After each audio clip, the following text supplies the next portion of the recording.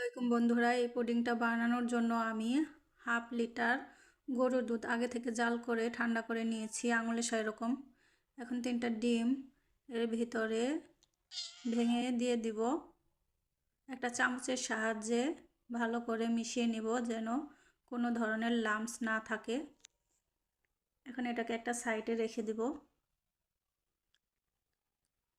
এরপর বানিয়ে নেব ক্যারামেল তৈরির জন্য আমি চিনি এবং পানি ব্যবহার করেছি। এরপর একটু ঠান্ডা করে নিয়েছি, দেখুন পড়ছে না। এখন এর ভিতরে আমি দিয়ে দিব সবটুকু দুধ, একটা ঢাকনার সাহায্যে ঢেকে দিব। একটা হাঁড়িতে রুমাল বিছিয়ে দিয়েছি। এরপর দিয়ে দিব পানিটা যেন এই বাটিটার মাঝ বরাবর থাকে।